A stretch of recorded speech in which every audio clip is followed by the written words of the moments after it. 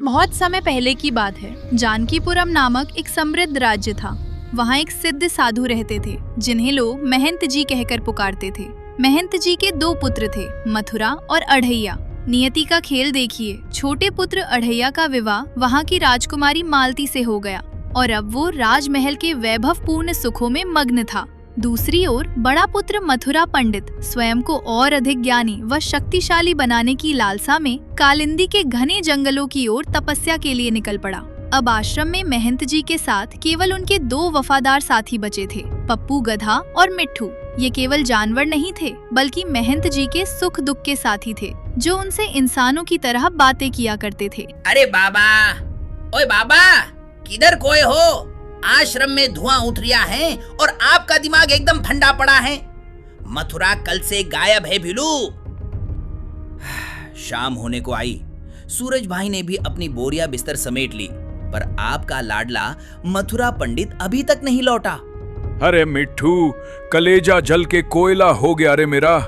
दो बेटे दिए भगवान ने, पर दोनों ही निकले। एक महल में जाके मजे ले रहा है और दूसरा जंगल में तपस्या के नाम पे गायब है। ऊपर से उसकी माँ भी नहर चली गई। अब इस बुढ़ापे में रोटियां सेकूं या अपना माथा फोड़ूं? क्या बोले क्या बोले क्या बोले? क्या चालू है ये इमोशनल अत्याचार? बाबा, ये क्या रोतरू आवाज निकाल रहे हो? बोले तो एकदम माहौल खराब कर दिया आपने। अबे ओ ढेंचू ढेंचू, तू यहाँ मजे ले रहा है, मथुरा गायब है जंगल में। ए चुप, एकदम चुप। अपन को ढेंचू बोला ना तो ऐसा पिछवाड़ा घुमा के मारूंगा कि सीधा साउथ पोल पे जाके गिरेगा। और मथुरा? अरे मथुरा गायब हो ही नहीं सकत। जरूरी मिट्ठू कुछ गलत बता रिया है। इसकी चोंच में जंग लग गया है बाबा। इसका नेटवर्क गोल है। पप्पू, मजाक नहीं, जा रे उसे ढूंढ। मुझे शक है वो अपने उस आवारा दोस्त मदन के पास गया होगा। जा उसे कान पकड़ के ला। फिकर नॉट बाबा, अपन है ना। मथुरा बोले तो अपना जिगरी है। अगर वो मदन के पास बैठा ठंडई तो सी वाट लगाऊंगा कि उसकी सारी पंडिताई बाहर आ जाएगी। बाबा, आप रोटियां सेको, जल्दी नहीं चाहिए, और घी थोड़ा ज्यादा लगाना क्योंकि अपन मिशन पे जा रहा है। तू क्या जाएगा? तुझे तो खुद अंधेरे में भूत दिखता है। ए पंख बहादुर, अपन भूत को भी मामू बना के हाथ में नारियल पकड़ा देता है। अपन का स्वैग बोले तो एकदम डेंजर। चल, तू भी साथ चल, हवाई जासूसी करेगा। पर देख, ज्यादा चैं चैं मत करना, वरना तेरा पंख पसारा खल्लास कर दूंगा।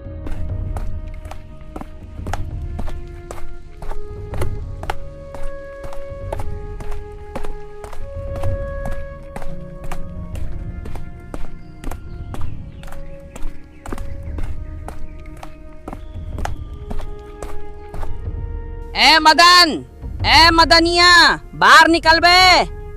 दरवाजा खोल, वरना अपन बिना वारंटी के तलाशी शुरू कर देगा खल्लास। अरे पप्पू, मिट्ठू, तुम लोग इस वक्त यहाँ? क्या हुआ? कोई भूत पीछे पड़ा है क्या? ए चुप, एकदम चुप। भूत अपन के सामने सेल्फी लेने की हिम्मत नहीं करते। तो ये बता, अपना मथुरा किधर छुपा के रखा है? निकाल बाहर उसको, वरना तेरे घर का इंटीरियर डिजाइन बदल दूंगा मैं। पागल हो गए हो क्या? मथुरा यहाँ क्यों आएगा? वो तो कल से ही मेरे पास नहीं आया। मैं तो खुद सोच रहा था कि वो जंगल में किसी जड़ी बूटी की चटनी बना रहा होगा। अरे मदन, झूठ मत बोल, गायब हो गया है। 2 दिन हो गए। आश्रम में बाबा का रो रो के बुरा हाल है और चूल्हे पे रोटियां कोयला बन गई हैं। क्या? 2 दिन से गायब? अरे बाप रे, क्या हो गया भीड़ू? मथुरा को कोई उठा तो नहीं ले गया? कालिंदी जंगल में तो बड़े बड़े आदमखोर घूमते हैं। है, आदमखोर की इतनी मजाल? मथुरा को उठाएगा तो उसको बदहजमी हो जाएगी। पर सीन सीरियस है भीड़ू। अगर वो तेरे पास नहीं है तो किधर गया? कहीं उसने संन्यास तो नहीं ले लिया? अरे एक बात बताऊं, मथुरा कह रहा था कि उसको अपनी शक्ति का टेस्ट करना है। कहीं वो राजमहल तो नहीं चला गया अढ़ैया से मिलने? सुना है वहां राजकुमारी के आने की खुशी में दावतें चल रही हैं। क्या बोले? राजमहल? मिट्टू, सुना तूने? में रसमलाई? इधर अपन को सूखी रोटी भी नसीब नहीं हो रही, बाबा रोटियां सेक सेक के तवा एक्सपर्ट बन गए हैं और मथुरा वहां शाही टुकड़े चबा रहा है। बोले तो एकदम गद्दारी भिड़ू। और वो अपना दोस्त, वो भी तो नहीं दिख रहा 2 दिन से। अरे हाँ, वो और मथुरा साथ में होंगे तो समझ ले कॉम्बो पैक बन गया है। एक शक्ति का मारा, दूसरा भूख का प्यासा। ये दोनों पक्का महल की किचन में सेंध लगा रहे होंगे। बोले तो फुल ऑन डाका। चलो फिर राजमहल चलकर देखे क्या। मुझे तो डर लग रहा है कि कहीं सैनिक उन्हें चोर समझ के जेल में न डाल दे। जेल? किसकी जेल? किसके सैनिक?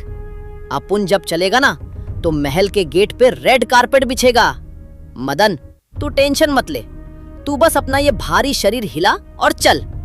मिट्ठू, तू ऊपर से सिग्नल दे, अपुन अभी राजमहल की वाट लगाने जा रहा है। बोले तो एकदम धावा। लेकिन महल में घुसेंगे कैसे? वहां तो कड़े पहरे होंगे। नहीं मिला तो अपुन महल की छत पे चढ़ के ढेंचू ढेंचू का ऐसा डीजे बजाएगा कि राजा खुद बाहर आके पूछेगा, ए भीड़ू क्या मांगता है? चल अब टाइम खोटी मत कर, मथुरा को पकड़ना है और अपना हिस्सा भी वसूलना है। खल्लास।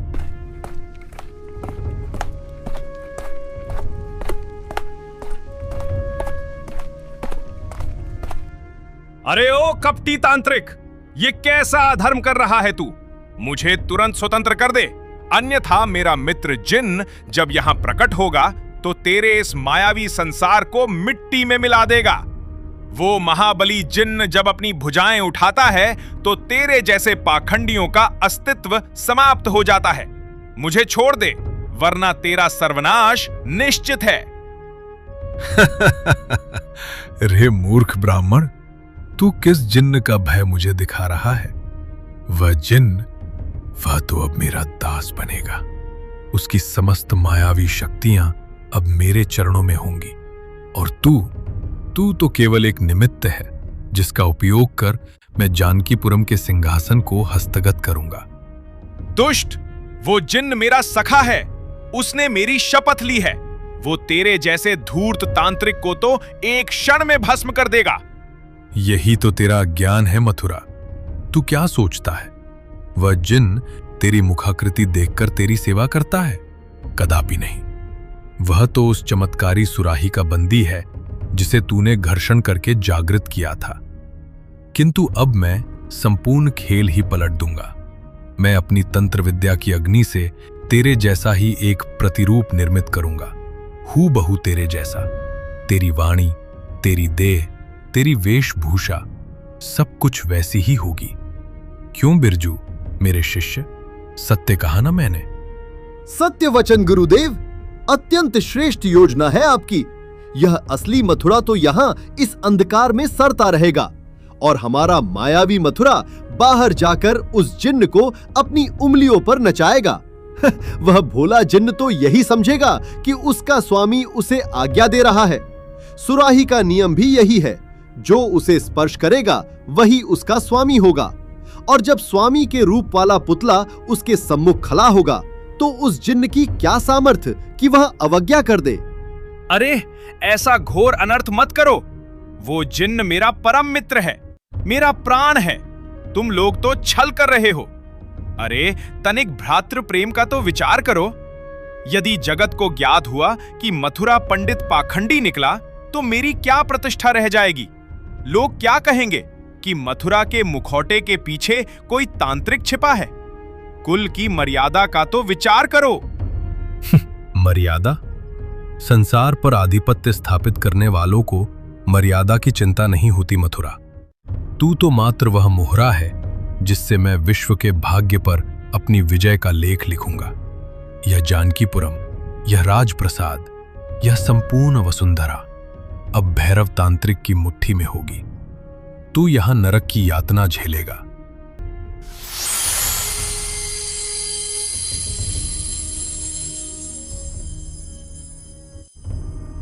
हे नारायण, ये तो पूर्णतः मेरे जैसा ही दिख रहा है।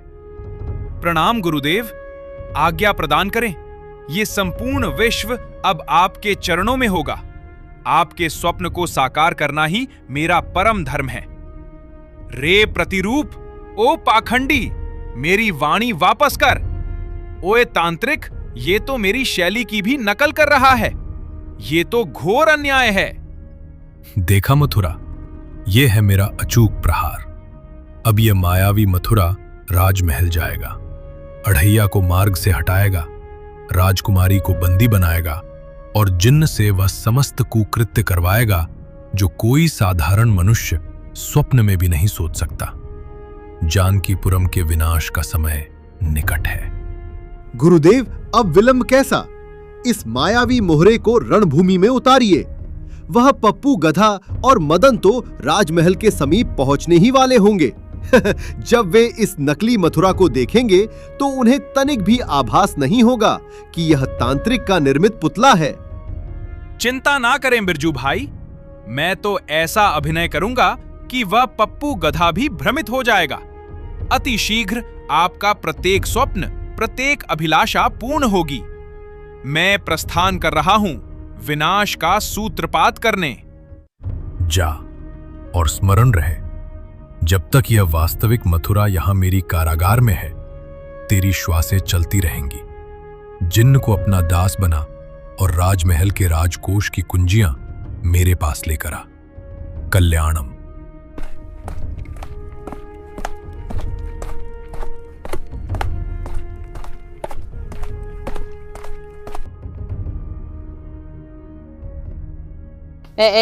ओए, ये क्या सीन चालू है?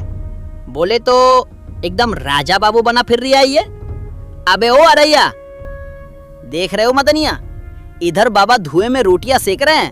अरे पप्पू, इज्जत नहीं तेल लेने, इसकी तोन देख। महल की रसमलाई ने इसका ऐसा बुरा हाल किया है कि अब ये हिलेगा तो महल की दीवारें हिलेंगी। ए अरैया, उठ बे। अरे भाई, ऐसे मत बोलो। अढ़ैया भाई, ओ अढ़ैया भाई, उठो, अब सोने का वक्त नहीं रहा। जागो, वरना अनर्थ हो जाएगा। अरे मदन, पप्पू, तुम लोग यहाँ इस वक्त? क्या हुआ? क्या आधी रात को भी बाबा ने रोटियां कम पड़ने पर तुम्हें यहाँ भेज दिया? अरे भाई, मजाक छोड़ो। मथुरा भैया का कुछ पता है तुम्हें? वो यहाँ आए थे क्या? उनके साथ था क्या? क्या बोल रहे हो? मथुरा भैया वो यहाँ क्यों आएंगे? मैं तो यहाँ 2 दिन से अकेला हूँ। ना भैया यहाँ आए और ना ही वो जिन। मैं तो खुद सोच रहा था कि भैया अपनी तपस्या में लीन होंगे। क्या हुआ? सब ठीक तो है ना? ए भीड़ू, कुछ ठीक नहीं है। मथुरा भैया 2 दिन से गायब है। घर का चूल्हा ठंडा पड़ा है, बाबा का बीपी हाई है और तू यहाँ मलाई चाप के सपने देख रहा है। बोले तो मथुरा भैया की फाइल गुम हो गई है और तुझे खबर तक नहीं। क्या 2 दिन से भैया घर नहीं आए? अरे ये क्या कह दिया तुम लोगों ने? मेरे पैरों तले तो जमीन ही खिसक गई। भैया अकेले कहाँ जा सकते हैं?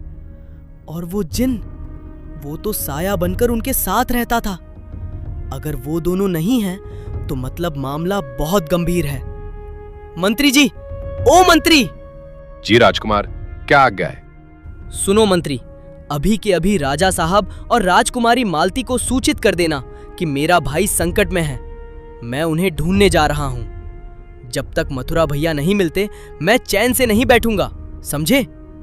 और हां, कहना कि चिंता ना करे, मैं उन्हें लेकर ही लौटूंगा। और ओए मंत्री, राजा जी को ये भी बोल देना कि पप्पू भाई फील्ड पर उतर गए हैं। अब कोई तांत्रिक हो या शैतान, सबकी वाट लगना पक्का है। बोले तो खल्लास। चलो पहले घर चलते हैं। बाबा से पूरी बात पूछनी होगी कि भैया आखिरी बार किधर गए थे। चलो जल्दी। ये हुई ना बात। अब आया हीरो नंबर 1 लाइन पे। चल मदनिया, अपनी भारी गाड़ी स्टार्ट कर। अब जानकीपुरम के रास्ते पे पप्पू की दुलत्ती और अरहैया की तलवार बोलेगी। मथुरा भैया को ढूंढना बोले तो अब अपनी लाइफ का मिशन है। चल भीड़ू, फुल स्पीड में।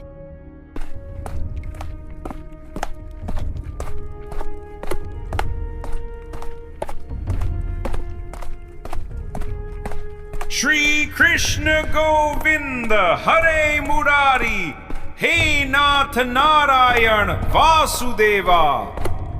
भक्तों के संकट दूर करो प्रभु, विपदा हरो सुख संपत्ति देवा।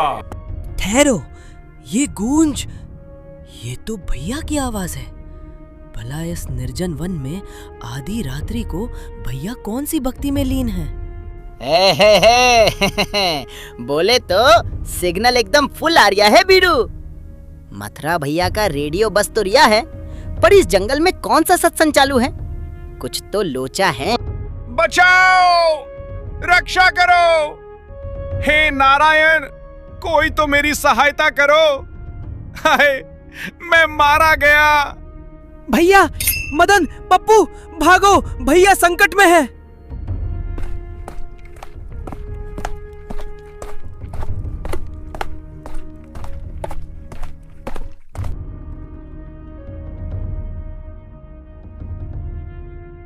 भैया, हे ईश्वर, आपकी ये दुर्दशा किसने की? क्या किसी हिंसक पशु ने आप पर प्रहार किया? नहीं अनुज, ये किसी पशु का कुकृत्य नहीं है। ये सब उस नीच, कृतघ्न और अधर्मी जिन्न का किया धरा है। वो साक्षात राक्षस बन गया है। जिन्न? पर मथुरा भैया, वो तो आपका प्राण प्रिय मित्र था। मित्र नहीं, वो तो काल निकला। पहले वो अपनी शक्तियों के अहंकार में मुझे आकाश की ऊंचाइयों तक उड़ाकर ले गया, और जब मेरा मन भर गया तो उसने निर्दयता पूर्वक मुझे इस कठोर भूमि पर पटक दिया। वो अट्टहास करते हुए कह रहा था कि अब वो किसी का दास नहीं। मैं अत्यंत घायल हूं, मेरा रोम रोम पीड़ा से जल रहा है। क्या बोला? उस मोटे सांड ने ऐसा किया? ए भीड़ू, ये तो एकदम पीठ में छुरा घोंपने वाला सीन हो गया। अपन को लगा था वो जिन अपना खासम खास भीड़ू है, पर वो तो गद्दार निकला। धिक्कार है ऐसे मित्र पर, जिसने हमारे मथुरा भैया का ये हाल किया। वो आज से हमारे लिए मृत समान है। भार में जाए वो। वाह, तांत्रिक गुरुदेव की माया सफल हुई। अब ये सब उस जिन्न की जान के दुश्मन बन गए। मुझे यथाशीघ्र घर ले चलो, मेरा उपचार करो। मैं प्रतिज्ञा करता हूं कि उस विश्वासघाती जिन्न से अपने इस अपमान का प्रतिशोध लेकर रहूंगा। उसे इसकी भारी कीमत चुकानी होगी। ठीक है भैया, आप टेंशन मत लो, अभी आपको घर पहुंचाते हैं। मदनिया, हाथ लगा बे, भैया को उठा। और उस जिन को तो अब अपन कच्चा चबाएगा। बोले तो अब असली तमाशा शुरू होगा। खल्लास। महाराज की जय हो। राजकुमारी जी, राजकुमार अढ़ैया अभी इसी क्षण राजमहल से प्रस्थान कर गए। उनके साथ वो मदन, वो वाचाल तोता और वो विचित्र गधा पप्पू भी गया है। मंत्री जी, आपने उन्हें ऐसे कैसे जाने दिया? मध्य रात्रि का समय है, चारों ओर अंधकार है, और आप कह रहे हैं कि आपने उन्हें रोका तक नहीं। यदि उन्हें कुछ हो गया तो इसका उत्तरदायी कौन होगा? शांत हो जाओ पुत्री मालती, तुम अढ़ैया के बल से अपरिचित हो। हमारा जमाई कोई साधारण मनुष्य नहीं, अत्यंत बलशाली योद्धा है। उसका कोई बाल भी बांका नहीं कर सकता। वह अपने भ्राता मथुरा के प्रति अगाध प्रेम रखता है, इसलिए उसका जाना अनिवार्य था। पिताजी, बल अपनी जगह है और सुरक्षा अपनी जगह। मथुरा भैया का 2 दिन से पता न होना कोई साधारण बात नहीं है। मुझे भय है कि कहीं कोई गुप्त शत्रु उन पर घात लगाकर ना बैठा हो। पुत्री, मथुरा भी कोई कम विद्वान नहीं है, किंतु यदि संकट बड़ा है तो अढ़ैया वहां पहुंचकर उसे संभाल लेगा। मंत्री जी। जी महाराज। व्यवस्था करो, हम 1-2 दिन में स्वयं महंत जी के आश्रम चलेंगे। मथुरा का क्या हाल होगा, ये जानने के लिए मेरा मन भी व्याकुल है। महंत जी हमारे समधी हैं, उनके दुख में सहभागी होना हमारा धर्म है। जो आज्ञा महाराज। मैं सेना की एक टुकड़ी को गुप्त रूप से राजकुमार के पीछे भेज देता हूं, ताकि कोई अप्रिय घटना न घटे। मेरे प्रिय मित्र, मेरे सखा मथुरा, ये क्या देख रहा हूं मैं? मेरी गैर मौजूदगी में तुम्हारी ये दशा किसने की? ओ मेरे दोस्त, मुझे क्षमा कर दे कि मैं समय पर नहीं पहुंच सका। रुक रुक रुक। ओए नीले सांड, इधर क्या अपनी इमोशनल नौटंकी चालू कर रहा है भीड़ू? यहाँ जो रायता फैला है उसका मेन शेफ तू ही है ना? अबे ओ जिन, दोस्ती की बातें तेरे मुंह से डिस्को में भजन जैसी लग रही है। खल्लास करने की बातें बाद में करना, पहले ये बता कि तूने भैया को आसमान से क्यों पटका? धूर्त जिन, मित्र कहता है स्वयं को। भैया ने हमें बताया कि तूने अपनी शक्तियों के मद में उन्हें ऊपर ले जाकर नीचे गिरा दिया। क्या यही तेरी मित्रता है? क्या इसी को तू प्रेम कहता है? नहीं, ये असत्य है। मैं अपने प्राण दे सकता हूं, पर अपने मित्र मथुरा का अहित कभी नहीं कर सकता। मथुरा, मेरे दोस्त, कुछ तो बोलो। कौन है? अडैया, मदन, देखो तो कौन आया है। मुझे कुछ स्मरण नहीं हो रहा। मेरा मस्तिष्क सुन्न पड़ गया है, जैसे किसी ने मुझ पर कोई काला जादू कर दिया हो, जैसे कोई शक्ति मेरी स्मृतियों को निगल गई हो। पर यह नीला साया, मुझे इससे भय लग रहा है। देखा, मेरे निर्दोष पुत्र की सुध बुध चली गई। दुष्ट जिन, तूने उसे कहीं का नहीं छोड़ा। ए जिन, बहुत हुआ तेरा ये दोस्ती का नाटक। ये मथुरा मेरा बचपन का यार है। तू तो बस एक मायावी जीव है जिसे हमने सुराही से निकाला था। तुझे हमने दोस्त समझा, पर तू तो जहरीला नाग निकला। तू आज से मेरा मित्र नहीं है। मदन, तुम तो जानते हो कि जब तुमने और मथुरा ने मिलकर सुराही रगड़ी थी, तब मैंने तुम दोनों को अपना स्वामी नहीं, अपना भाई माना था। मैं तुम दोनों का गुलाम हूं, पर मैंने कभी गुलामी नहीं की, हमेशा दोस्ती निभाई है। मथुरा सखा, एक बार मेरी ओर देखो। जिन, तू कहता है तू मेरा मित्र है? मूर्ख, एक स्वामी कभी अपने दास को मित्र नहीं बनाता। मैंने तुझे स्वतंत्रता दी तो तूने मुझे ही मारना चाहा। अब और नहीं। सुराही के नियमों को याद कर। तू मेरा गुलाम है, और एक गुलाम की जगह स्वामी के चरणों में होती है, उसके हृदय में नहीं। मथुरा सही कह रहा है। जिन, मैं तुझे अंतिम आदेश देता हूं। आज से तू मेरा मित्र नहीं है। मेरी ओर से तेरी दास्ता का जो आधा अंश था, वो भी मैं आज मथुरा को सौंपता हूं। आज से तू केवल और केवल मथुरा का पूर्ण गुलाम है। हमारी बरसों की मित्रता आज इसी क्षण भाड़ में जाए। तू केवल एक नौकर है, और एक नौकर की तरह ही बात कर। यदि मेरी वफादारी का यही प्रतिफल है, यदि आप दोनों ही मुझे त्याग रहे हैं, तो ठीक है। अब कोई दोस्ती नहीं, कोई भाईचारा नहीं। जो हुक्म मेरे आका। यदि मेरी नियति में केवल जंजीरें ही लिखी हैं, तो मैं उन्हें स्वीकार करता हूं। आज से मैं पूर्णतः आपका गुलाम हूं, मथुरा आका। आप जो बोलेंगे वैसा ही करूंगा, चाहे वो धर्म हो या अधर्म। मेरा वजूद अब केवल आपकी आज्ञा में है। बोलिए मेरे आका, क्या आदेश है? हे जिन, मेरे दास, यदि तू वास्तव में मेरा आज्ञाकारी है, तो अभी इसी क्षण अपनी माया से मुझे पूर्णतः स्वस्थ कर। मेरी समस्त देह की पीड़ा को समाप्त कर दे। ठीक है मेरे आका, आपका जो हुक्म।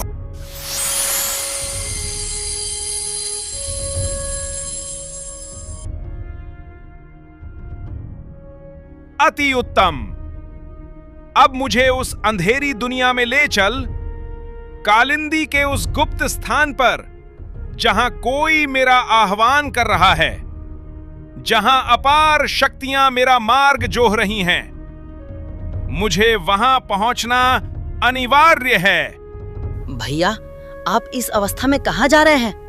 बाबा और हम सबका तो विचार कीजिए।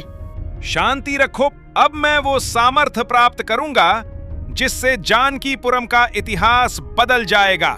जिन, विलंब मत करो, प्रस्थान करो। जो हुक्म मेरे आका।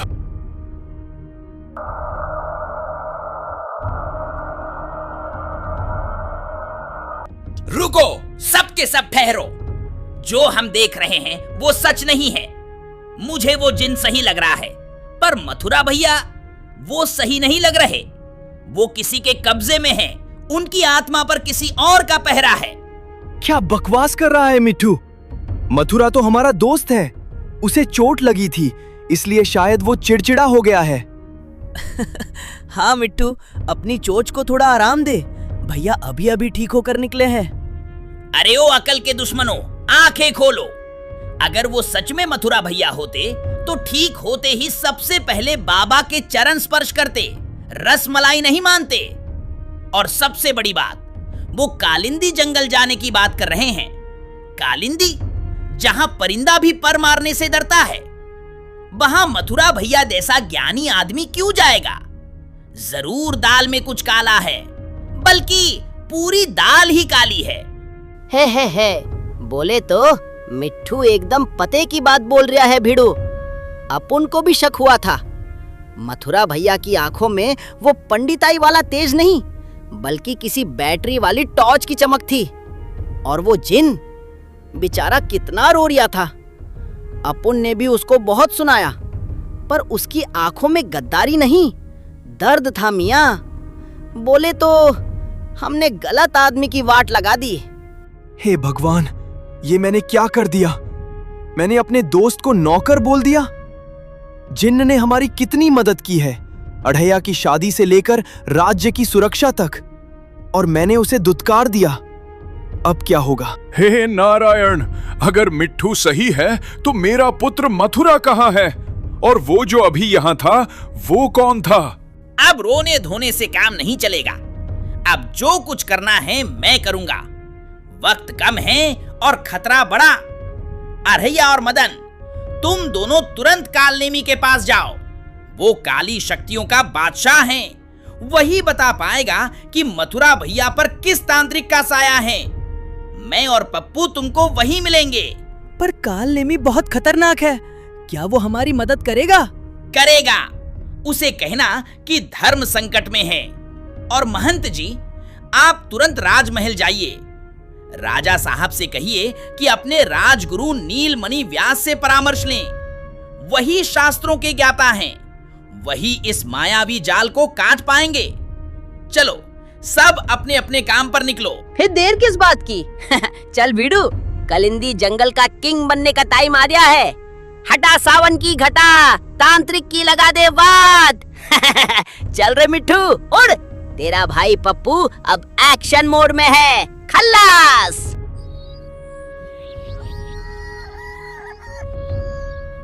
अरे ओ कालिंदी की अनंत गहराइयों में दबे अधम प्रहरियों, जागृत हो जाओ।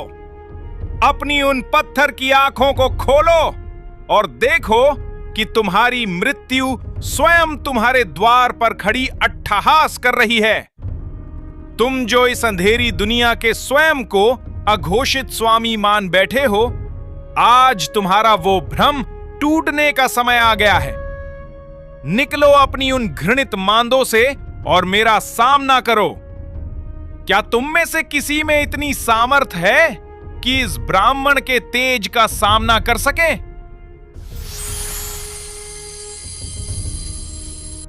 रे नश्वर मानव, तेरी जिह्वा इतनी प्रखर कैसे हो गई? तू क्या जानता नहीं कि तू कहां खड़ा है? ये कालिंदी की वो सीमा है जहां यमराज भी प्रवेश करने से पूर्व 100 बार विचार करते हैं। इस सीमा के भीतर आने वाला प्रत्येक जीवित प्राणी हमारे उदर की अग्नि को शांत करने का ग्रास बनता है। तूने यहां पैर रखकर स्वयं अपनी चिता की लकड़ियां एकत्रित कर ली हैं। बोल, तुझे तेरे रक्त का कौन सा भाग पहले दान करना है? राक्षस भाई, तनिक देखो तो इसके कोमल गात को, कितना सुंदर और रसीला। कई युगों की प्रतीक्षा के पश्चात आज किसी सुसंस्कृत मनुष्य का इसके कंठ से निकलने वाली चीखें मेरे कानों में संगीत की भांति गूंजेंगी। और देखो इस नीले विशालकाय जीव को जो इसके पीछे छाया बनकर खड़ा है। ये कोई साधारण जीव नहीं, ये तो जिन्न प्रतीत होता है। इसकी जादुई आत्मा तो हमारे तंत्र को अजेय और अमर बना देगी। आज की रात्रि हमारे लिए उत्सव की रात्रि होगी। तुम दोनों नीच और तुच्छ जीव अपनी अल्प शक्तियों के मद में अंधे हो चुके हो। तुम्हारी दृष्टि केवल मेरे इस नश्वर शरीर तक ही सीमित है, पर तुम मेरे भीतर छिपी उस महाशक्ति को नहीं देख पा रहे जो तुम्हें धूल चटाने के लिए तत्पर है।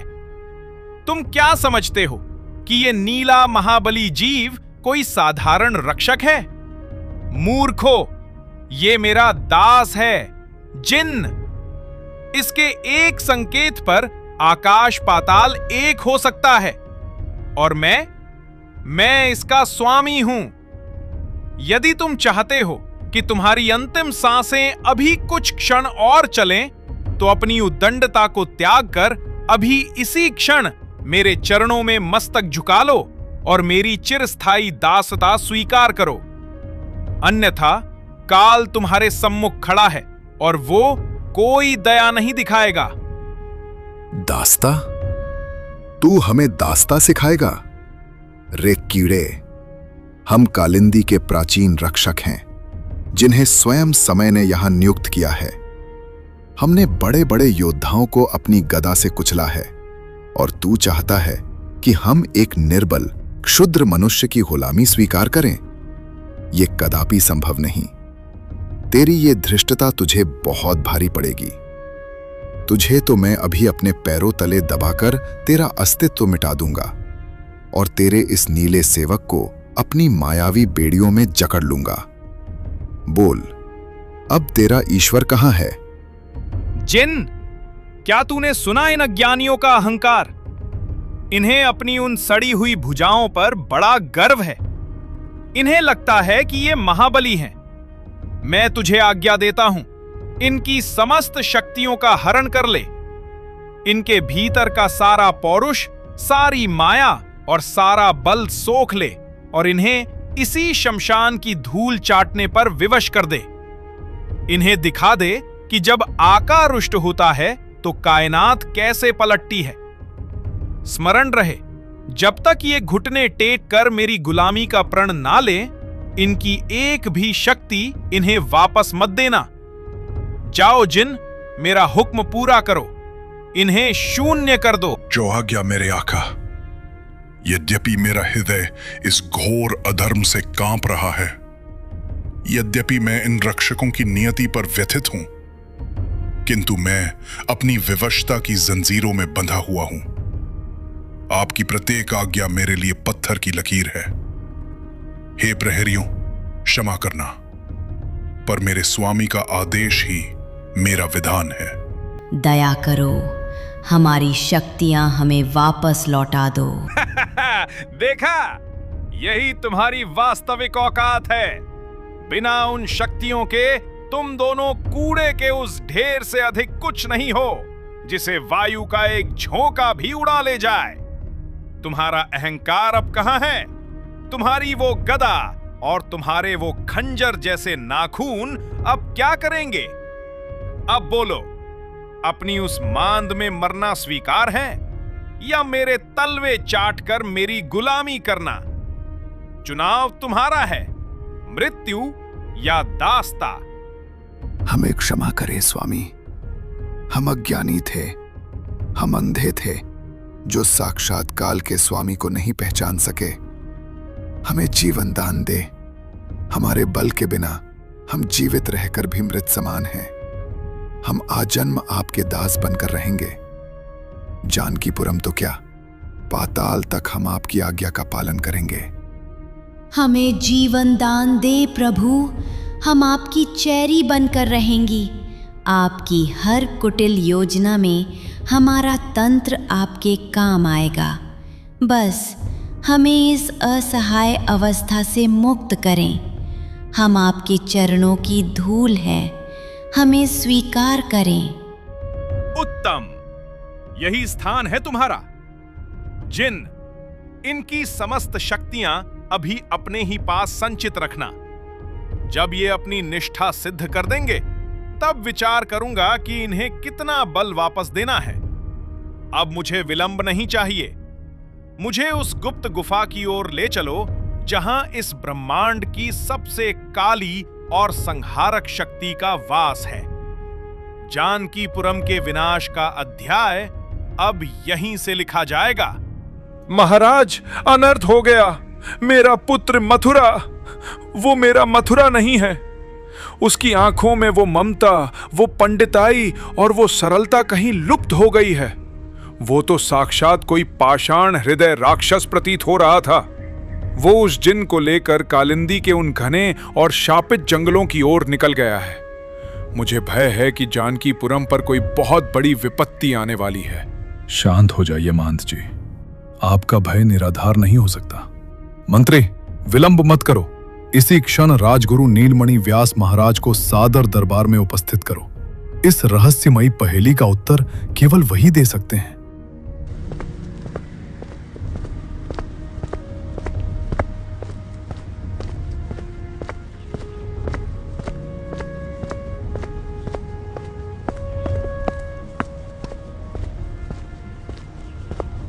महाराज, आपने मुझे स्मरण किया, किंतु मेरी अंतरात्मा मुझे पहले ही सचेत कर चुकी है। मैंने अपने ध्यान में देखा है कि जानकीपुरम के आकाश पर काली शक्तियों का साया मंडरा रहा है। राजगुरु, महंत जी का कहना है कि मथुरा पंडित का व्यवहार पूर्णतः बदल गया है। वो जिन को अपना गुलाम बनाकर कालिंदी की ओर प्रस्थान कर चुका है। क्या आप अपनी दिव्य दृष्टि से देख सकते हैं कि वो कहाँ है और क्या कर रहा है? क्षमा करें महाराज, किंतु मेरी शक्तियां उस कालिंदी जंगल की काली दुनिया के भीतर प्रवेश नहीं कर पा रही हैं। वहां किसी ने तंत्र का ऐसा दुर्ग बनाया है जिसे भेदना मेरे वश में नहीं। किंतु मेरी इंद्रियां मुझे बता रही हैं कि इस राज्य पर बहुत शीघ्र एक भीषण आक्रमण होने वाला है। महाराज, आप पर और राजकुमारी मालती पर बहुत जल्द प्राण घातक हमला होने वाला है। हमला? जानकीपुरम के इतिहास में किसी की इतनी धृष्टता नहीं हुई। राजगुरु, क्या इसका कोई उपाय है? क्या हम इस आसन्न संकट को रोक नहीं सकते? महाराज, मैं अपने तंत्रों और मंत्रों से इस राजमहल और राज्य की सीमाओं को कुछ समय के लिए बांध सकता हूं। एक सुरक्षा कवच निर्मित कर सकता हूं। किंतु वो काली शक्ति कितनी बलवान है और उसका स्रोत क्या है, ये मुझे ज्ञात नहीं। पर एक बात मैं विश्वास के साथ कह सकता हूं, मथुरा पंडित ऐसा कभी नहीं कर सकता। वो सात्विक ब्राह्मण है। वो किसी जीव पर इस प्रकार हुक्म नहीं चला सकता। वो किसी षड्यंत्र का शिकार हुआ है। यही तो मेरा भी कहना है राजगुरु। मेरा मथुरा तो चींटी को भी मार्ग देता है।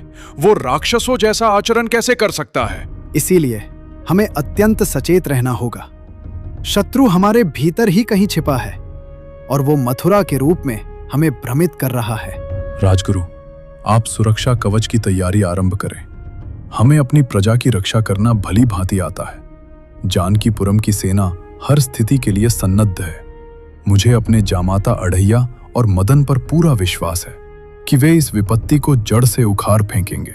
किंतु महाराज, सबसे बड़ा प्रश्न तो यही है कि अढ़ैया और मदन इस समय हैं कहां? वे उस मायावी मथुरा के पीछे गए तो थे, पर अब तक उनका कोई समाचार नहीं मिला। मंत्री, गुप्तचरों को चारों दिशाओं में दौड़ाओ। अढ़ैया और मदन का पता लगाओ। यदि वे सुरक्षित हैं तो उन्हें तुरंत राजगुरु के पास लेकर आओ। समय हमारे हाथ से रेत की भांति फिसल रहा है। जाओ अब। मदन, अढ़ैया कहाँ होंगे भगवान? प्रणाम महर्षि कालनेमी। हम अत्यंत दुविधा और संकट में आपके पास आए हैं। जानकीपुरम पर काले साए का पहरा है और मेरे भाई मथुरा का व्यवहार साक्षात असुरों जैसा हो गया है। क्या आप अपनी दिव्य दृष्टि से देख सकते हैं कि सत्य क्या है? ठहर जाओ अढ़ैया, मुझे कुछ भी कहने की आवश्यकता नहीं है। इस हवन कुंड की उठती हुई काली लपटें और ये दिशाओं का क्रंदन मुझे सब बता रहा है। जिस मथुरा को तुम देख रहे हो वो केवल एक मिट्टी का पुतला है जिसे तंत्र विद्या से जीवित किया गया है। वो तुम्हारा भाई नहीं, भैरव तांत्रिक का रचा हुआ प्रपंच है। हे ऋषिवर, यदि वो मायावी है तो मेरा सखा, मेरा असली भाई मथुरा कहाँ है? क्या वो जीवित भी है या उस दुष्ट भैरव ने? शांत हो जाओ मदन। तुम्हारा मित्र जीवित है, किंतु मृत्यु के अत्यंत निकट है। असली मथुरा को कालिंदी जंगल की उस पाताल गुफा में भैरव तांत्रिक ने जकड़ रखा है। भैरव उसे एक मोहर की तरह प्रयोग कर रहा है ताकि वह उस अजय जिन्न को अपना दास बना सके। यदि शीघ्र ही उसे मुक्त नहीं कराया गया तो भैरव उसकी आत्मा को भस्म कर देगा। भैरव तांत्रिक, उस पाखंडी की इतनी धृष्टता!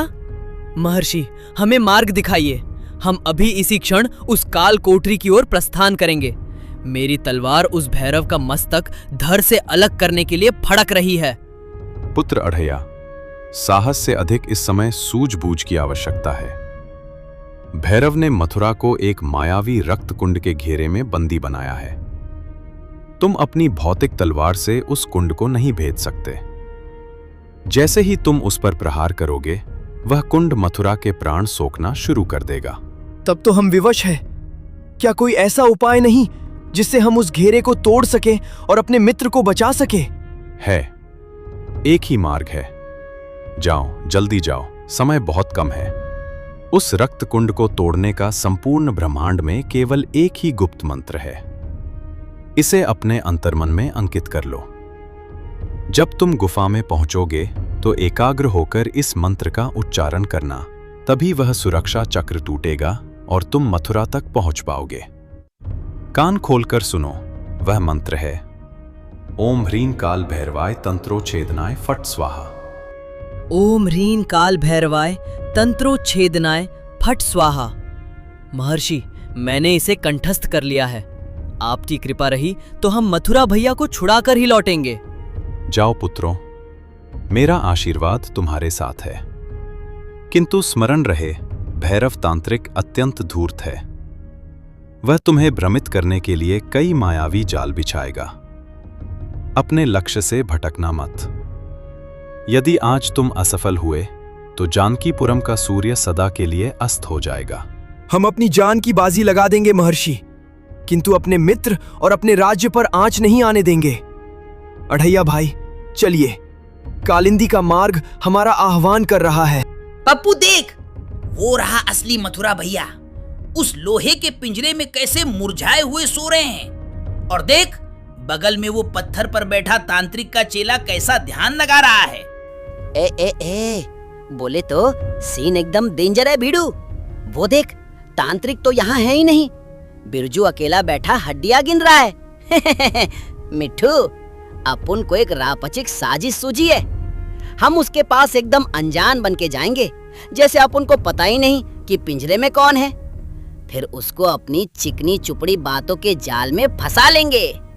सही है पप्पू। हम कहेंगे कि हम भी काली विद्या सीखना चाहते हैं और उसके चेले बनेंगे। वो लालची है, खुश हो जाएगा। एकदम झक्कास।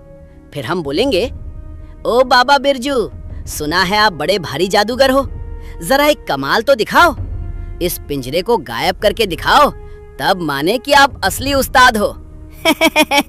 जैसे ही वो पिंजरा गायब करेगा, अपन मथुरा भैया को उठाएगा और तू बिरजू की आंखों में चोंच मार देना कि वो पाताल लोक का रास्ता भूल जाएगा। चल शुरू करते हैं। अपनी आवाज बदल ले।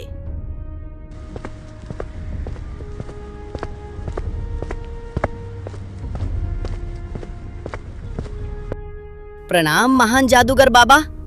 होए होए, क्या तेज है आपके चेहरे पर। बोले तो एकदम झकास लग रहे हो बाबा। हम बहुत दूर से आपकी शोहरत सुन के आए हैं। कौन हो तुम? यहाँ शमशान की भूमि पर क्या करने आए हो? और ये गधा बोलता कैसे है? अरे बाबा, ये तो आपका आशीर्वाद है। हम दोनों भटकते हुए मुसाफिर हैं और हमें काली शक्तियों का बड़ा शौक है। हमें भी अपना चेला बना लो बाबा। हम आपके चरणों की धूल झाड़ेंगे। बस हमें भी थोड़े जादू टोने सिखा दो। मेरा गुरु भैरव तांत्रिक तो पाताल लोक गया है साधना करने। वो काली पूर्णिमा को वापस आएगा, तब तक मैं ही यहाँ का सर्वे सर्वा हूँ। तुम चेले बनना चाहते हो, पर तुम मेरे काम क्या आओगे? बाबा, हम आपके लिए दूर दराज से खबरें लाएंगे, पर पहले हमें यकीन तो हो कि आप सच में शक्तिशाली हो। ये जो पिंजरा पड़ा है, इसमें ये मामूली सा आदमी क्यों कैद है? क्या आप में इतनी शक्ति है कि आप बिना चाबी के इस पिंजरे को गायब कर सको? मामूली आदमी, ये मथुरा पंडित है, पर तुम मेरी शक्ति पर संदेह करते हो। देखो मेरा चमत्कार, मैं चाहूं तो इस पूरे पिंजरे को हवा में विलीन कर दूं। अरे बाबा, फेंक रहे हो? बोले तो ये काम आपके बस का नहीं है, ये तो कोई बड़ा उस्ताद ही कर सकता है। क्या बोला? अभी देख। ओम ह्रीं धू धू पिंजरम लोपय स्वाहा।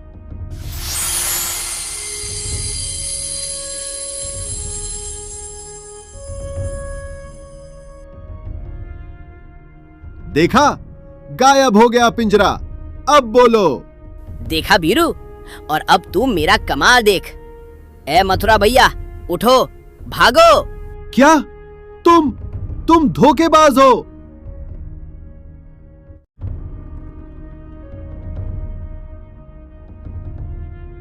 ये ले और ये ले। मेरी आंखें, बचाओ गुरुजी, बचाओ। अब गुरुजी पाताल से आएंगे तभी तेरा उद्धार होगा। ए, क्या बोला था? चेला बनेगा? अब बोल, अपन की दुलत्ती का स्वाद कैसा लगा? बोले तो एकदम कड़वा है ना? साले, हमारे मथुरा भैया को पिंजरे में रखता है। अरे पप्पू, मिट्ठू, तुम दोनों यहाँ इस नर्क में कैसे? और ये तांत्रिक का चेला जमीन पर क्यों पड़ा है? भैया पूछो मत, आपके पीछे जानकीपुरम में महाभारत मच गई है। एक नकली मथुरा बनकर आपके घर में घुस गया है और उसने जिन्न को अपना गुलाम बना लिया है। वो सबको बर्बाद कर रहा। मथुरा भैया, जल्दी चलिए, अढ़ैया और मदन रास्ते में होंगे। यहाँ से निकलना ही भलाई है।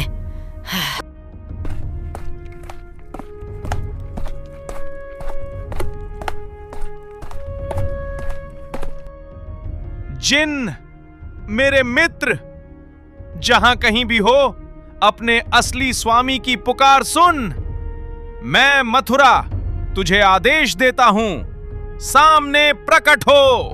नहीं, ये आवाज, ये तो मेरे असली सखा मथुरा की है।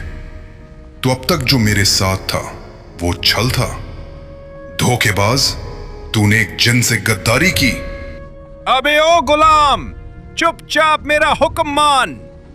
अब कोई हुक्म नहीं, अब सिर्फ तेरा अंत होगा।